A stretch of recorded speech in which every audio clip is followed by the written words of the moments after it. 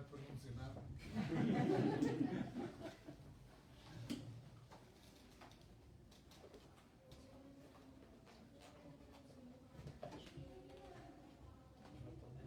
Então, muito boa tarde a todos, bem-vindos a este serão que já estava há muito prometido. Foi um serão que permite uma certa continuidade do lançamento do primeiro volume, que foi feito na Universidade Europeia em maio do ano passado, e já nessa altura tínhamos referido que não iríamos deixar passar o lançamento deste segundo volume, e falámos logo na possibilidade de ser aqui na Universidade Católica Portuguesa, e portanto agradeço muito a vossa presença e a presença de todos. Portanto, esta edição da autoria do professor Duarte Rodrigues Nunes, que é professor na Universidade Europeia, acompanha neste painel de ilustres do direito, à direita do Sr. Professor, a Sra. Juíza Desembargadora Maria Gomes Perquilhas, o nosso professor catedrático, o professor Paulo Pinto Albuquerque, catedrático da Escola de Lisboa da Faculdade de Direito da Universidade Católica Portuguesa. Temos depois à esquerda do nosso autor o Sr. Juiz Rui Teixeira, que entrou aqui na última da hora, que é muito bem-vindo e que contribuirá certamente neste painel de oradores. E, last but not least, muito bem-vinda a professora Susana Videira, professora da Faculdade de Direito da Universidade de Lisboa. Portanto, temos aqui um painel fantástico e vamos já passar a palavra ao Sr. Professor Paulo Pinto Albuquerque, que depois vai ter que sair um bocadinho antes do final da sessão e, portanto, vamos já, desde já, ouvir. Muito obrigada a todos. Muito obrigada, Sra. Doutora Anabela Antunes, nossa diretora da Universidade Católica Editora. É com muito gosto que eu acolho os colegas desta mesa para o lançamento desta obra, deste segundo volume desta obra magnífica do professor Dr. Duarte Rodrigues Nunes. É de facto um projeto muito ambicioso e que em boa hora foi concluído pelo Dr. Duarte Rodrigues Nunes. Não temos, no momento atual da doutrina portuguesa, nenhuma outra obra que se lhe compare. O estudo que se faz neste segundo volume, no fundo, completa todo o estudo do processo penal português,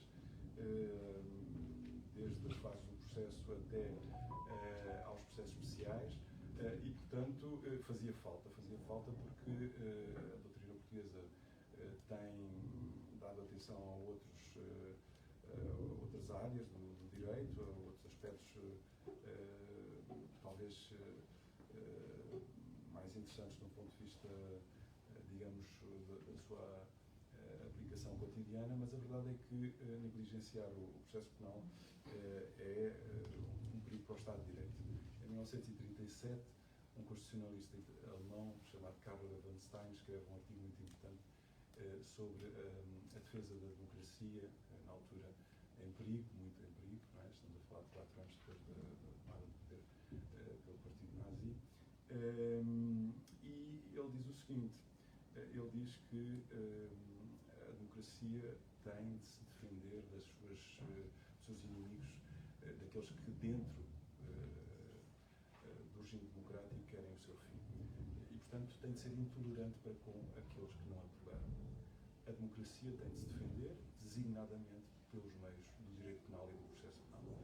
São esses os meios que, em última instância, garantem que a democracia sobreviverá às tentativas de aniquilamento que vêm do seu próprio interior, daqueles que, abusando das regras do jogo democrático, liberdade de expressão e liberdade de associação, querem uma só coisa, que é, no fundo, pôr fim à própria democracia. E, portanto, esta democracia defensiva, ou democracia militante, o artigo chamado-se Democracia Militante e Direitos Fundamentais, está hoje mais do que nunca em perigo e faz falta, para defender a democracia, de obras deste calibre, desta dimensão, que no fundo recolhem o melhor que há da doutrina portuguesa, a nata da doutrina portuguesa, que está ali tratada e discutida, mas também, muitíssimo importante, recolhem a jurisprudência. A jurisprudência tem um papel fundamental no desenvolvimento do direito, e sem a jurisprudência não vale a pena efetivamente fazer teoria. Se a teoria não falar com o direito prático, o direito que se aplica nos tribunais, é uma teoria vã, é uma teoria que não serve.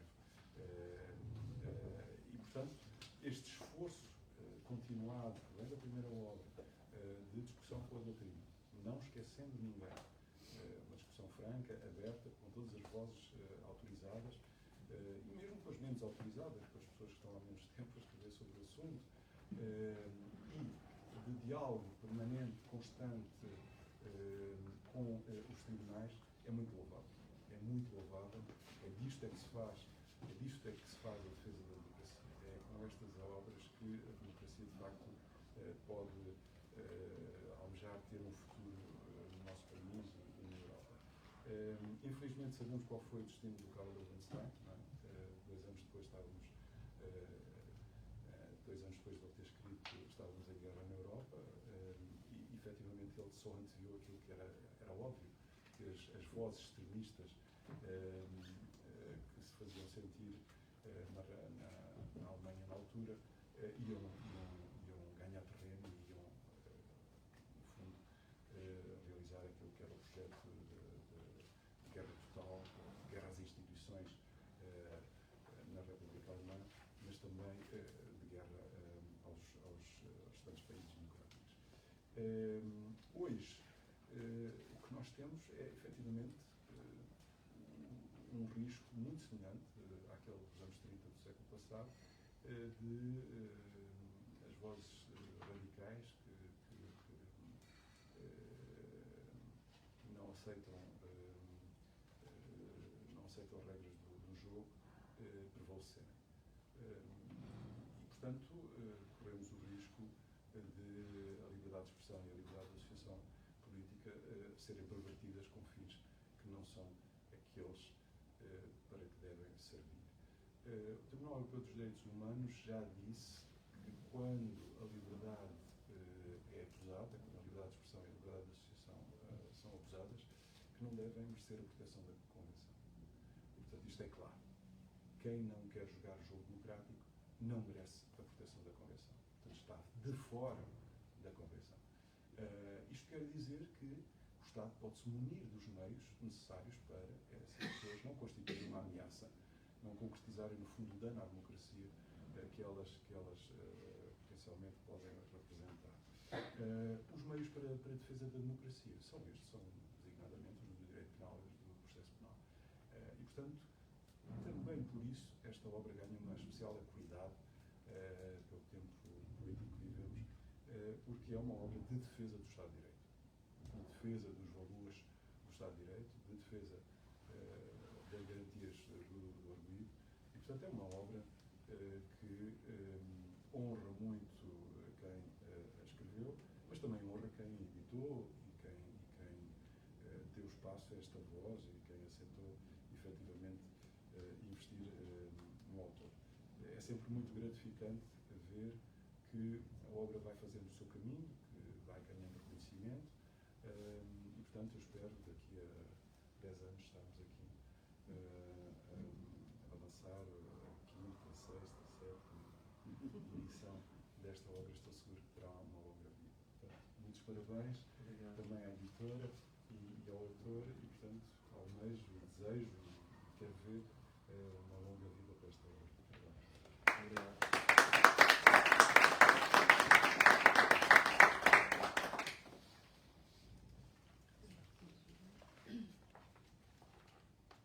Cumprimento todos os presentes e é um gosto estar neste edifício, onde ainda estudei bastante, aqui por cima na biblioteca, porque eu formei-me nesta casa, vim cá fazer o ano 0, não fiz o 12º ano, por opção da família, e acho que voltaria a fazer a mesma coisa.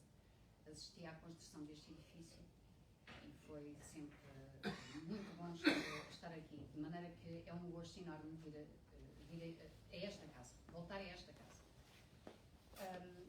Tenho que agradecer ao Duarte a honra que me deu mesmo, de até poder antecipadamente poder ler, poder estudar e poder confirmar aquilo já nos tinha mostrado com o primeiro volume. É uma obra realmente mesmo excelente e que vai proporcionar a todos quantos a lerem, quantos a consultarem, ou até mesmo para os estudantes que a estudarem, vai proporcionar uma grande aprendizagem.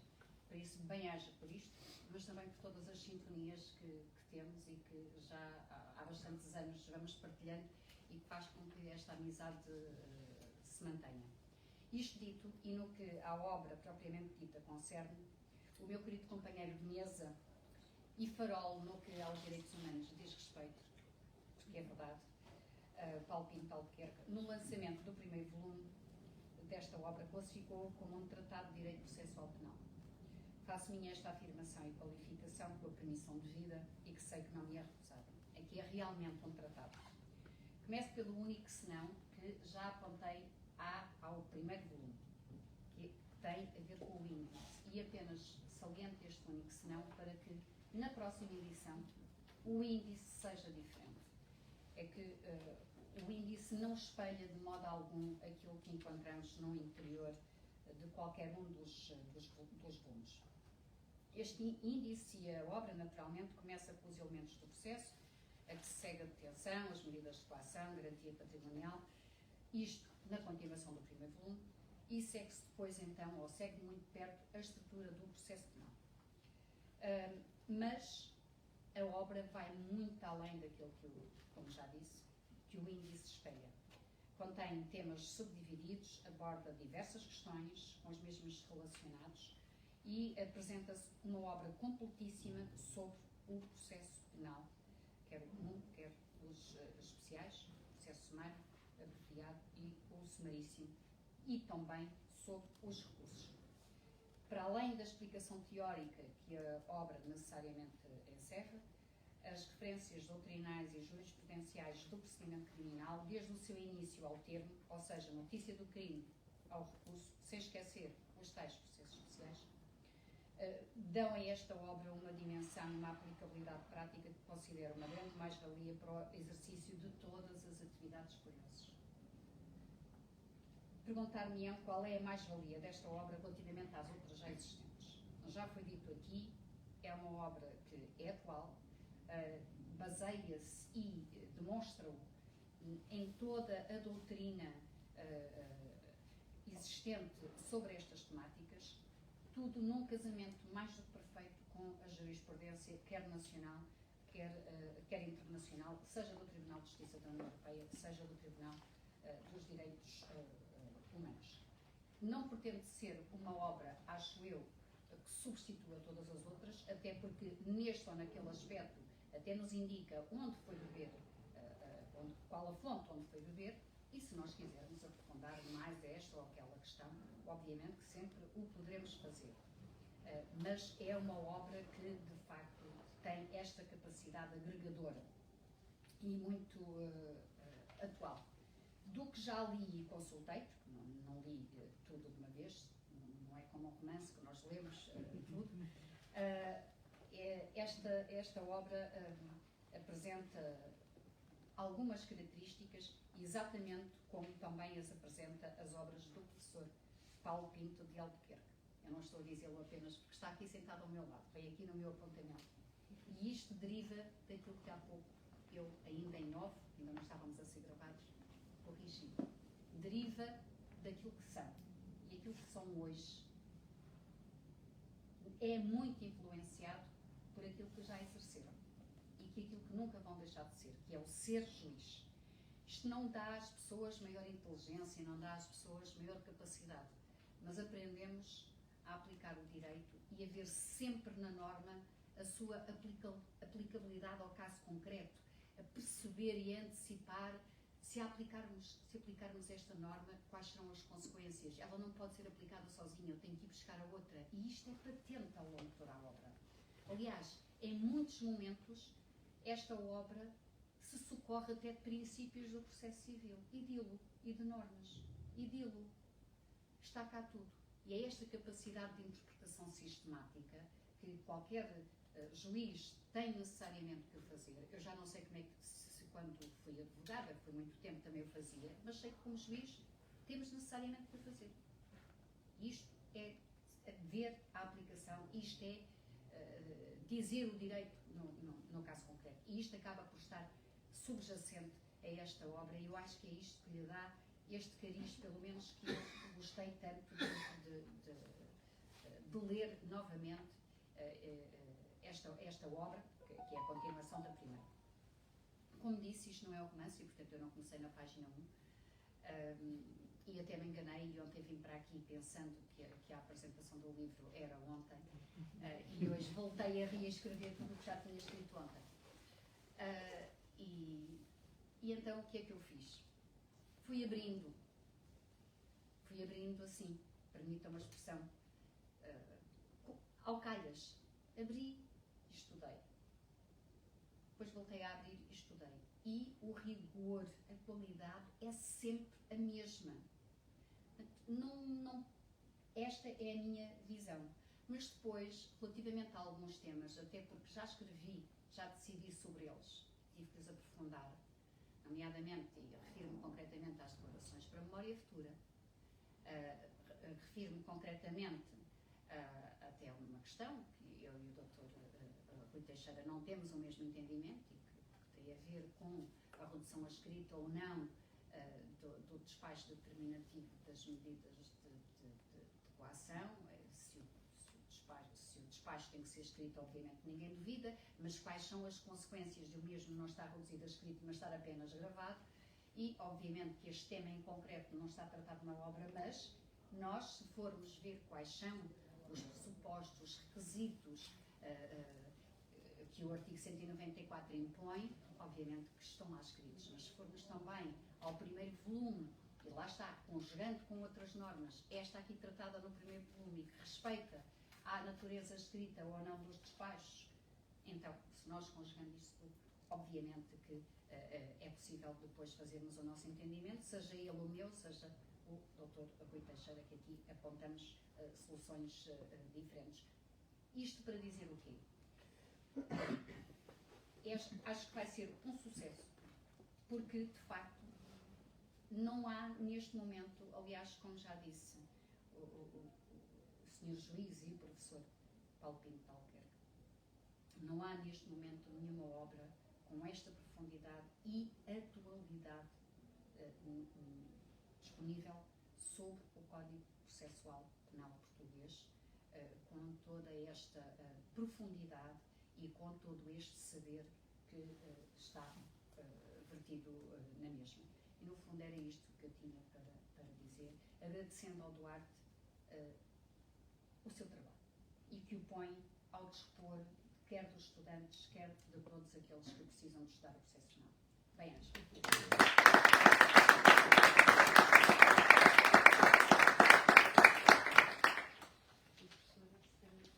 Não sei se o Sr. Juiz Sim, diz umas palavras. dizer algumas palavras. Mas eu não trago nenhum esquema. Mas aqui no seguimento Então, a minha primeira frase pode ser controversa. Eu entendo que um local de educação, uma universidade, uma escola, existe para formar pessoas, mas essa formação é uma formação que deve dar ao aluno a capacidade de ele integrar uma força de trabalho. Este é o objetivo final da escola. Não é a educação pela educação. Obviamente que o estudo, enquanto tal, tem valor, mas o grosso das pessoas que saem de uma faculdade, de uma universidade, devem ter capacidade de integrar uma força de trabalho e devem ser o nosso futuro. Para isso tem que ter instrumentos. Eu não me formei nesta casa, formei-me ali ao lado, e uma das coisas que eu me lembro do meu curso de Direito era olhar para os livros e dizer, mas para que é que isto serve? Quer dizer, tenho aqui tantas coisas, tantos artigos, isto depois umas latinadas para a esquerda, uns alemães para a direita, e eu não percebo. Claro que o tempo evoluiu, eu fui aprendendo noutros sítios, a vida também me ensinou outras coisas, e dou por mim, desde maio do ano passado, a ter o primeiro volume desta obra em casa à minha frente. Eu não vou dizer, eu só falo do primeiro volume porque é aquele que eu conheço. Eu não vou dizer dizer que é a obra mais esplendorosa do mundo, não é? Mas é uma obra em que ela, estando sozinha, é suficiente para perceber todo o mecanismo sobre o qual ela versa. E o direito penal e o direito processual penal é, muitas das vezes, a forma das pessoas atuarem os seus direitos. Antigamente, em Inglaterra, na altura do anglicanismo e da cisão com a Igreja, Thomas More foi levado perante um tribunal e disseram: bom, você defenda-se lá, diga lá o que é que quiser, ou se quiser até pode renunciar à Igreja. E eu disse: mas onde é que isto está escrito? Onde é que eu tenho que mudar de opinião sobre aquilo que sou e porque é que eu sou condenado por ter ideias? E disseram: bom, mas isto é assim, se eu tenho que obedecer. Ele diz: não, eu quero uma lei. E perguntar: mas porque é que insiste tanto em haver um processo, em haver um processo contra si? Ele diz: olha, porque eu, se um dia tiver que fugir do diabo, prefiro fugir para dentro de uma floresta do que ter um campo aberto. E a floresta aqui é a lei. Isto transposto para os nossos dias, o direito processual penal é a forma das pessoas navegarem os seus direitos. Não é nem um nem dois os processos que chegam aos tribunais superiores e que levam uma fatachada porque o direito processual não foi seguido corretamente. Este livro chama-se Um Curso de Direito Processual Penal e é de facto um curso porque nos ajuda a ter o sustentáculo para trabalhar o direito. De nada interessa conhecer todas as teorias e mais algumas se não as conseguirmos fazer atuar. Da mesma maneira que não interessa ter uma formação universitária e sair para fora destas portas e não conseguir fazer nada. O primeiro volume, e acredito que o segundo, por inerência, porque é feito pela mesma pessoa, é uma obra que nos permite ver toda a totalidade do direito processual penal e ter a base do direito processual penal. E isto é bom não só para quem está dentro destas portas, como para quem está lá fora e necessita de fazer parte de uma força de trabalho que visará um objetivo. E nesse sentido, tenho que dar os parabéns ao Duarte e dizer que, de facto, com ele e daquilo que eu conheço, tive o privilégio de trabalhar na primeira instância com ele, nem sempre concordámos com as coisas, mas com ele eu consegui ter sempre um diálogo profícuo e íntegro sobre as coisas. E aqui é a mesma coisa, eu olho para para o volume primeiro e digo: aqui eu tenho um diálogo profícuo sobre as coisas, eu aqui tenho as duas opiniões e depois logo decidirei por esta razão ou por aquela. Não quer dizer que tenho que seguir isto, ainda bem que o direito não está escrito na pedra, as 12 leis estão lá, mas o direito não está escrito em pedra. E este livro, o primeiro volume, deu-me que me pensar e o segundo, com certeza, me dará. E é o que me apraz dizer. Parabéns.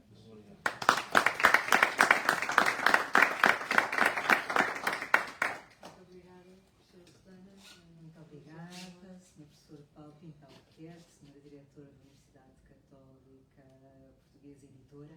É um gosto enorme estar aqui nesta vossa casa, poder receber o acolhimento que procurámos dar em maio do ano passado e agradecer naturalmente também ao professor Duarte que nos a oportunidade que me dá de poder hoje sentir-me tão bem acolhida nesta vossa escola, que também não é naturalmente a minha, mas o que é facto é que quando aqui chegamos sentimos-nos em casa.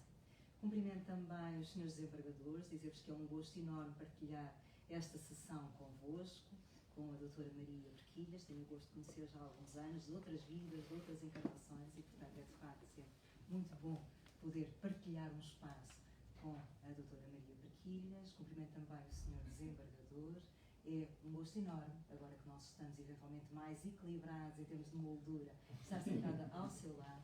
E cumprimento também esta audiência, o público que hoje dedica a este tempo algum do seu tempo, designadamente, imagino, alguns estudantes ou ex-estudantes da Universidade Católica, outros funcionários, outros queridos colegas e amigos. Aliás, das minhas duas escolas, vejo aqui representantes de ambas, o professor Rui Soares Pereira, quem tenho o gosto de ser colega também na Faculdade de Direito da Universidade de Lisboa, professor Ivo, o professor Pedro Velez, na Universidade Europeia. A ousadia do professor Duarte Nunes traduz-se desde logo no facto de convidar, com ousadia, uma historiadora do direito e do pensamento político a apresentar com insígnios especialistas nesta área científica aquela que é esta segunda obra que ele dedica ao processo penal. E, portanto, as notas que eu vos deixo é a forma como uma historiadora do direito, uma historiadora do pensamento político e uma jurista generalista pelas vidas práticas que foi abraçando, pode naturalmente deixar-vos sobre mais este legado que o professor Duarte Nunes nos dá. E, portanto, depois dos cumprimentos a todos, o último cumprimento, naturalmente, que é o primeiro, é para o autor. Muito obrigada por ser ousado, por me ter permitido estar aqui sentada neste contexto e por poder, no fundo, partilhar convosco algumas notas. E como há pouco era dito também, o estudo do direito, na atualidade, vem convocando o jurista e, mais amplamente, o intérprete do direito, não o intérprete do direito por natureza, que é o juiz, porque não é essa, naturalmente, também aquela que é a minha experiência, mas o intérprete do direito que somos todos nós, designadamente também aqueles que procuram construir doutrina, para uma caminhada que é desafiadora, que é multifacetada, premiada por uma complexidade que reflete a própria natureza dinâmica desta nossa área do saber. O direito contemporâneo, como era há pouco dito designadamente pelo professor Paulo Pinto Albuquerque e também pela doutora Maria Perquilhas, não se restringe hoje às leis, não se restringe às normas plasmadas nos códigos, apesar de se ter acreditado num determinado tempo histórico que o direito poderia viver fechado nos códigos, não é essa a nossa realidade, abrangendo uma pluralidade de fontes, desde os tratados internacionais até à jurisprudência nacional, à jurisprudência dos tribunais europeus, dos tribunais internacionais, passando pela doutrina e por aquilo que foi afirmado como sendo os princípios gerais e estruturantes do direito. Para escrutar este muito vasto complexo de fontes, requer competências analíticas experimentadas e um entendimento profundo das interações entre elas. E, portanto, como foi dito pelos especialistas, quando leram a obra, pode ser confirmado pela jurista generalista. O professor Duarte Nunes, na sua obra, revela a cada linha estas competências. Mas o direito hoje é também um cenário em constante mutação. Novas leis são promulgadas com uma velocidade, por vezes, estonteante, para entrar em vigor quase de imediato, e novas e complexas questões éticas emergem continuamente, desafiando os profissionais e os estudiosos do direito a adaptarem-se a um ambiente em constante mutação. E, portanto, neste contexto que é difícil, parece-nos evidente que o direito não é, como aliás nunca foi, apenas um conjunto de regras, consubstanciando também um instrumento para promover a justiça e para proteger os direitos humanos. Nesse sentido, quem se dedica, como Duarte Nunes se dedica, a estudar e aplicar o direito, enfrenta constantemente desafios éticos e sociais. A desigualdade no acesso à justiça, a discriminação, a corrupção, a criminalidade complexa e organizada, um tema que primeiramente o apaixonou, como ontem conversávamos, e que exige uma abordagem crítica e fundamentada. Ora, o volume segundo do curso de Direito Processual Penal, do professor Duarte Nunes, constitui, portanto, uma obra de natureza teórica, mas possui de igual modo, como salientava a doutora Maria Perquilhas, uma vez jurista, uma vez juiz, para sempre juiz, portanto essa capa não se descola naturalmente dos nossos professores, e essa componente eminentemente prática é aquilo que me apraz assinalar.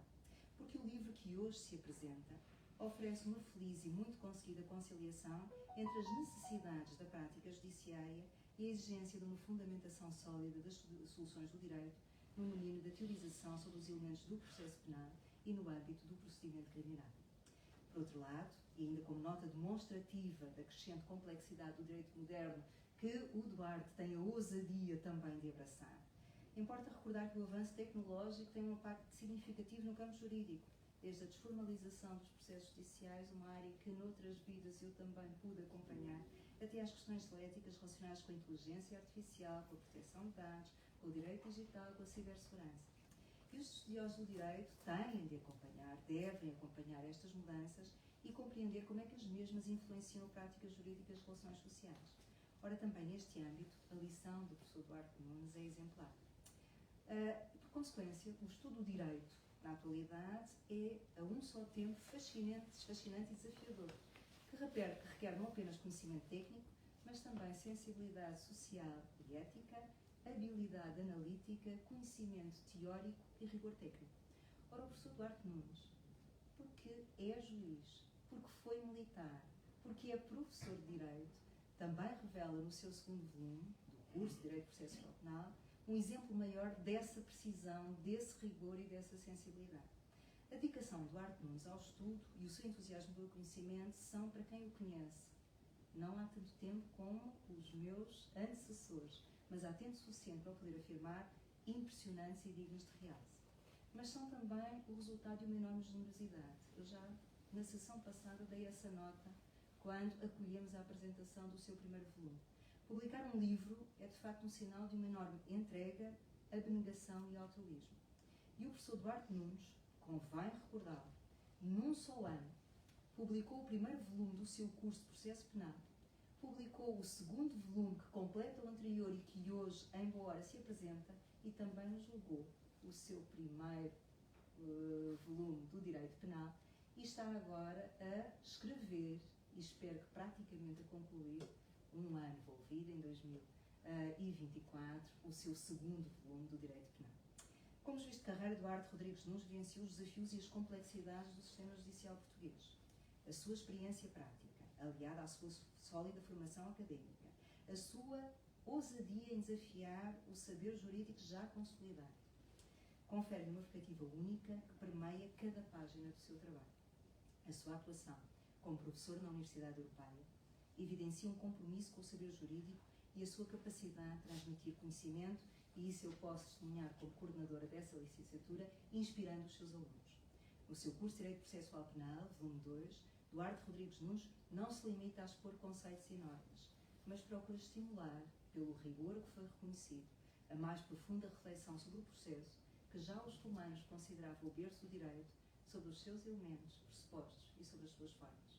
Em suma, o professor Duarte Rodrigues Nunes e a sua obra são já, como foi observado, e serão já determinantes na formação de futuras gerações de juristas, assumindo-se o curso de Direito Processual Penal, nos seus 2 volumes, como uma obra indispensável para todos quantos pretendam compreender este ramo do direito, que se afigura essencial, como lembrava o professor Paulo Pinto Albuquerque, para garantir a aplicação justa e eficaz das leis penais nas complexas sociedades democráticas da atualidade.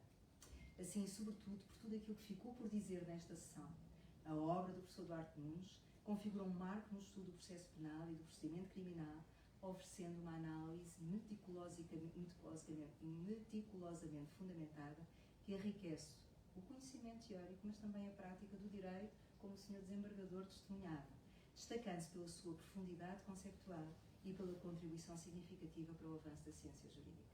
Obrigada, pois, professor Duarte Nunes, por mais esta obra e, sobretudo, pelo privilégio que me concedeu de estar hoje aqui consigo. Bem-aja.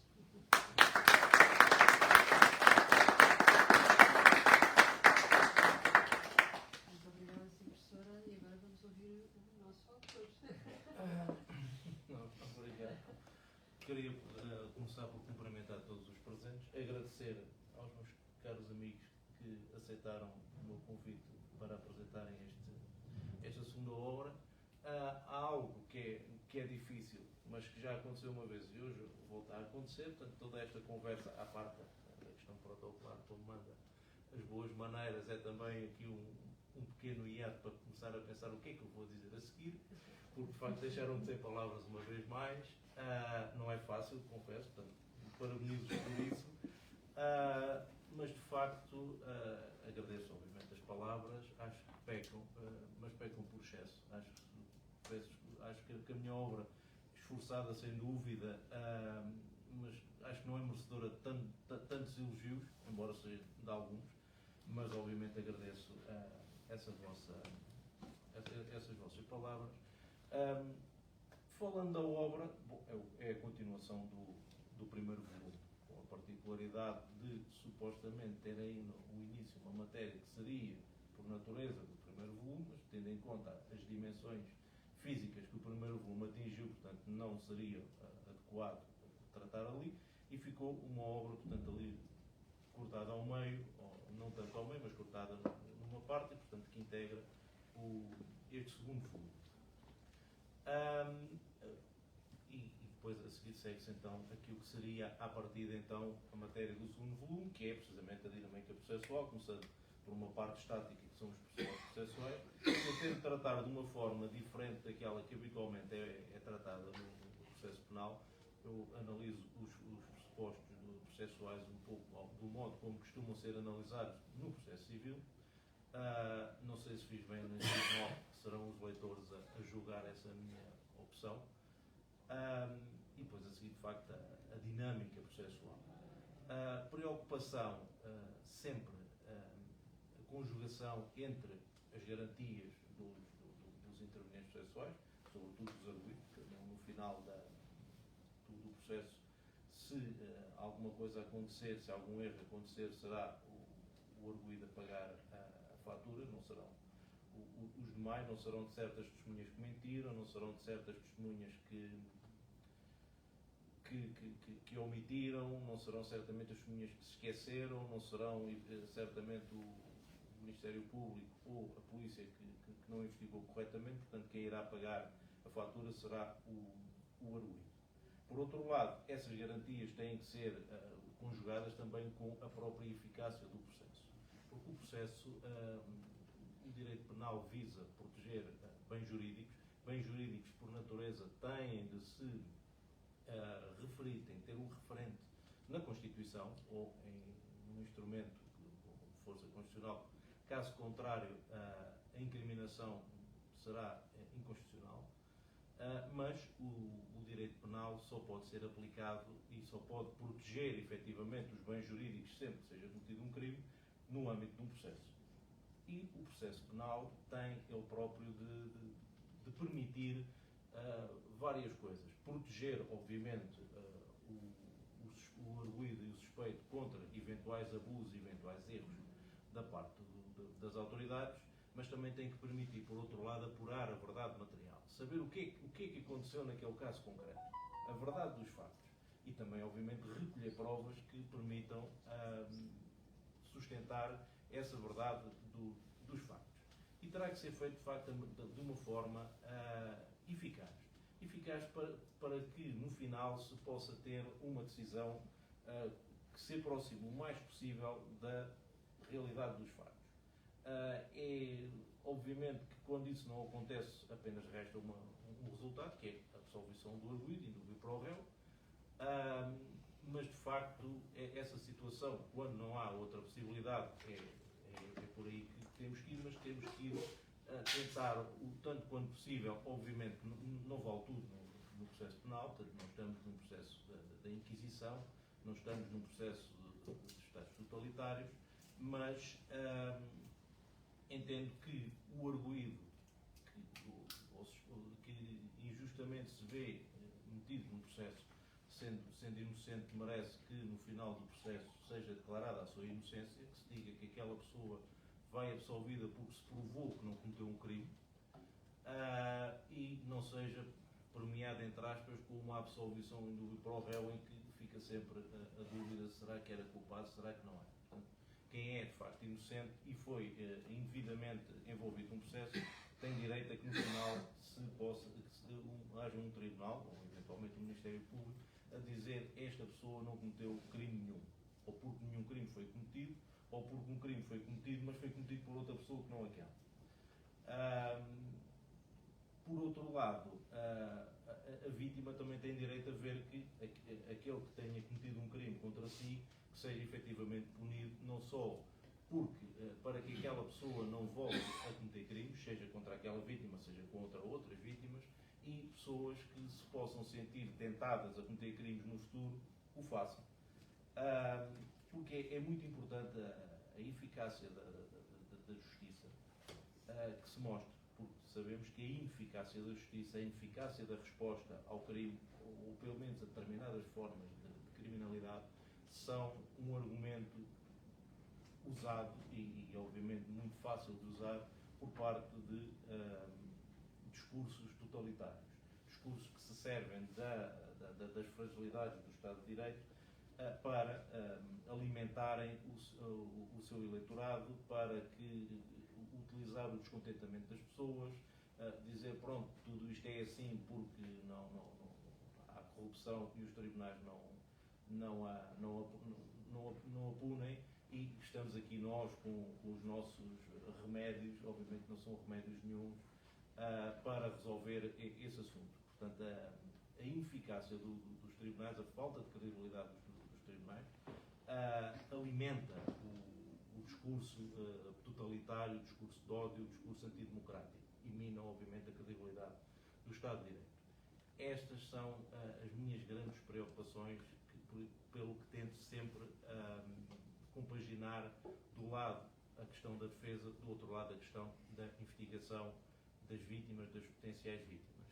Precisamente porque acho que é esse o equilíbrio correto para o funcionamento do processo penal e também para que a justiça penal se mantenha credível aos olhos dos cidadãos e que eventuais falhas que vão sempre acontecer, porque a justiça não é perfeita, que não sirvam como argumento para discursos antidemocráticos, para discursos totalitários e que se alimentam da falta de credibilidade do Estado de Direito.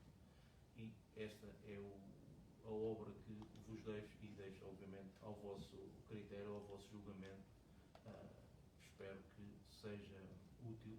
Obra essa que tem também uma dupla finalidade. Tem a finalidade de tentar ajudar aqueles que pela primeira vez se deparam com esta matéria na licenciatura, possam ter um elemento que os possa ajudar nessa matéria de aprendizagem, mas pretende também, como refiro na sinopse, que possa servir para quem quiser aprofundar os seus conhecimentos, que tenha também aqui um elemento que possa ajudar, e também, sobretudo, para a questão prática, para o dia-a-dia dos tribunais, porque, de facto, espero que possam ter aqui um elemento útil. Obviamente, a justiça depara-se com dezenas, centenas, milhares de processos. Muitas vezes é extremamente difícil, é extremamente penoso estar a estudar uma determinada questão, e espero que o meu livro, com a conjugação das várias matérias, com a consideração de, obviamente, não esgotando, como há pouco a minha querida amiga Maria Parquilhas referiu relativamente a uma determinada matéria não ser tratada no livro, não poderiam ser todas, mas tento tratar o máximo número possível, precisamente com esse intuito, que possa, de facto, dar ali uma ajuda, não só dando qual é a minha opinião, e também, sempre que exista, referências à opinião de outros autores, no sentido de, caso não concordem com a minha opinião, possam então rapidamente descortinar onde é que podem encontrar uma ou outra opinião com a qual possam melhor decidir. Pronto, e uma vez mais agradeço a presença de todos e bem-ajam. Muito obrigado.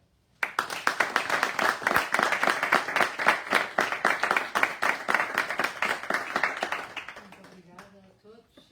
Não sei se tem alguma pergunta rápida para colocar a esta ilustre plateia, estes ilustres oradores. Se não, damos por encerrada a sessão e agradeço mais uma vez a todos a vossa presença. Muito obrigada.